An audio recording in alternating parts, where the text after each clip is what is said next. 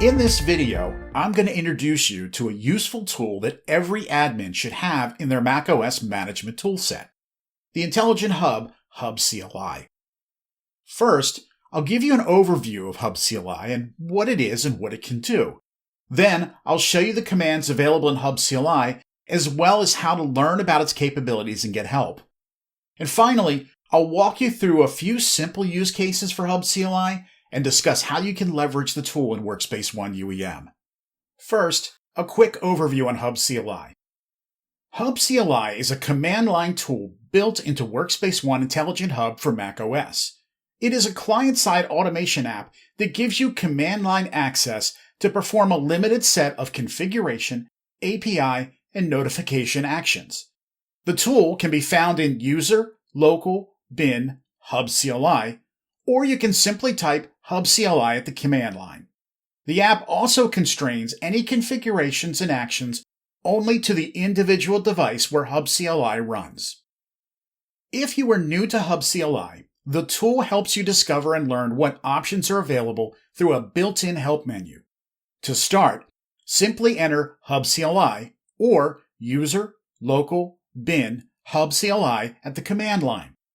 hubcli outputs a list of available commands. Getting more detail about each command is as easy as making a strawberry shortcake.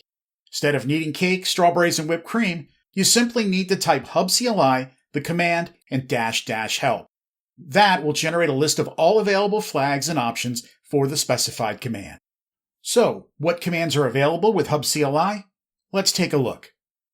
The config command allows you to get, and in some cases, set fundamental configuration values within Intelligent Hub for macOS. This could be useful during troubleshooting if you need to speed up sample intervals or confirm the UEM environment or the AWCM server to which the device communicates.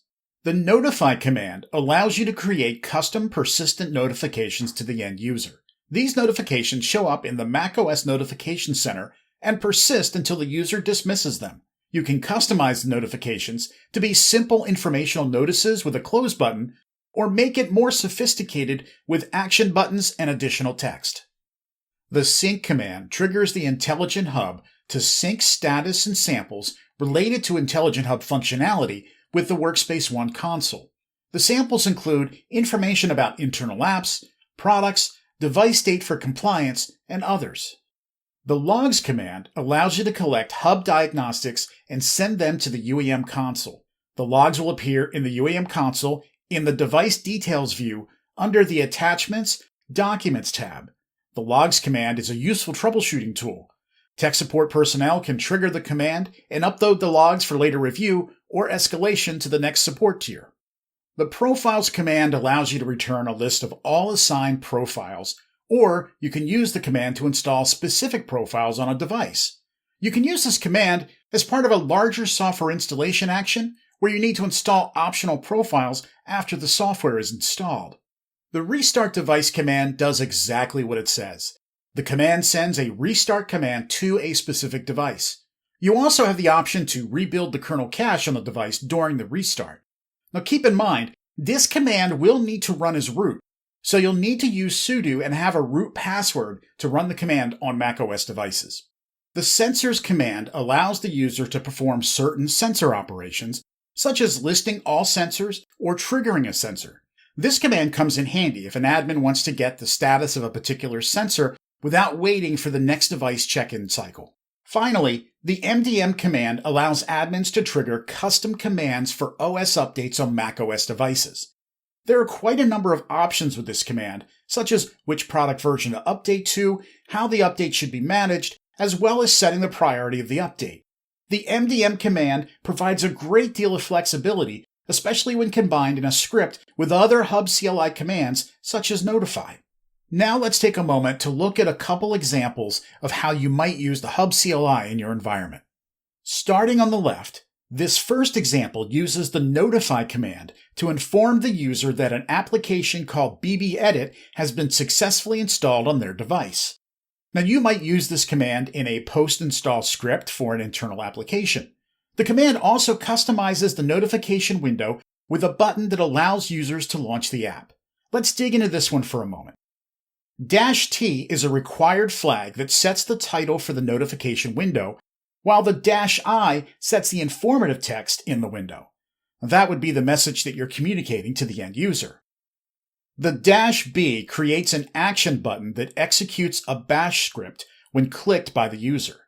In this case, we are launching the BBEdit application. And finally, the "-C adds a cancel button, in this case labeled close, which allows the user to close the window without taking further action. In the second example, we have a command line that will remove the Intelligent Hub icon from the menu bar. While this may seem like a small thing, everyone has different preferences, and some organizations prefer a clean, uncluttered look for their devices.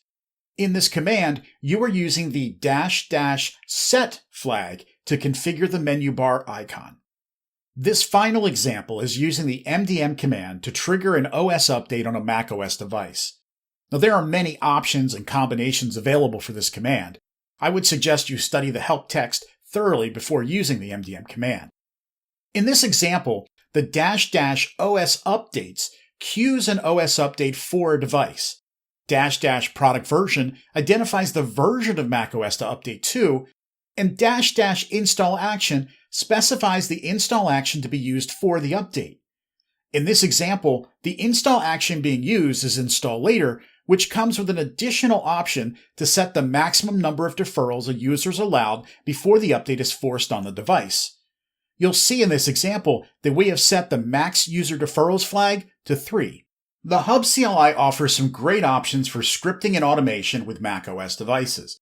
I encourage you to experiment with using the Hub CLI in your scripts and workflows.